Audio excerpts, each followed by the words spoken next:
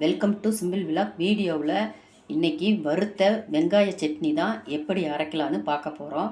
இந்த ரெசிபி வந்து இட்லி, தோசை, பூரி, சப்பாத்தி எல்லாத்துக்குமே வேறு லெவலில் இருக்கும். இந்த வெங்காய சட்னி ஒரே மாதிரி சட்னி அரைக்கிறதுக்கு இப்படி டிஃப்ரெண்டான சட்னியை என்னென்ன பொருள் சேர்த்து எப்படி அரைக்கலான்னு பார்க்கலாம்.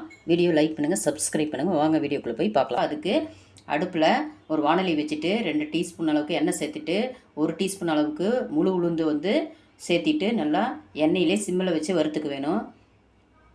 உளுந்து வறுபட்டதும் 2 பெரிய வெங்காயம் வந்து ஸ்லைஸாக கட் பண்ணி வச்சுருக்கிறேன், அதையும் இதோடு சேர்த்து நல்லா வதக்கிக்க வேணும். ஓரளவுக்கு வதக்கின பிறகு இதில் காரத்துக்கு தகுந்த மாதிரி வரமிளகா எடுத்துக்கங்க. நான் 3 வரமிளகா சேர்த்திருக்கிறேன். வரமிளகாயும் சேர்த்திட்டு நல்லா வதக்கிக்கலாம்.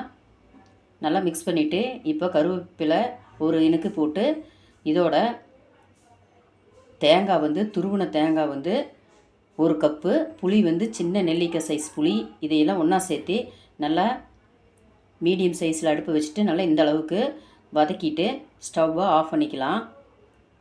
இந்த அளவுக்கு வதக்கினா போதும். இப்போ ஸ்டவ்வை ஆஃப் பண்ணிவிட்டு ஆற வச்சு மிக்ஸி ஜாரில் சேர்த்து அரைச்சிட்டு வந்துடலாம். இதுக்கு தேவையான அளவு உப்பு இப்போ சேர்த்திட்டு தண்ணி கொஞ்சமாக சேர்த்து பருபருன்னு இந்த சட்னி வந்து அரைச்சி ரெடி பண்ணிக்க வேணும். இப்போ அரைச்சிட்டு வந்தாச்சு. சட்னி வந்து இந்த அளவுக்கு பருபருன்னு நைஸாக இல்லாமல் அரைச்சி எடுத்துக்குங்க. இப்போ எப்பயும் போல் இதுக்கு தாளிப்பு கொடுக்கலாம். தாளிக்கிறதுக்கு முன்னால்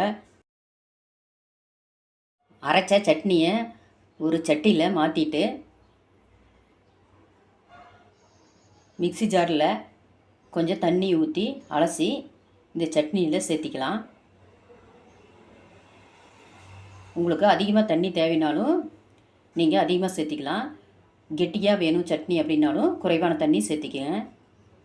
இப்போ சேர்த்தியாச்சு. நல்லா கலந்து விட்டுட்டு எப்பயும் போல் இதுக்கு தாளிப்பு கொடுக்கலாம்.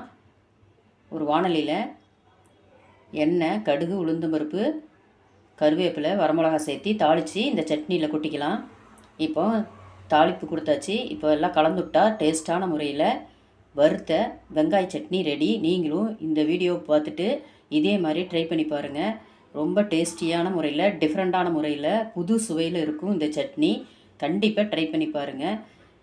எல்லாத்துக்கும் இந்த ரெசிபி கண்டிப்பாக பிடிக்கும். ட்ரை பண்ணி பாருங்கள் ஒரு தடவை.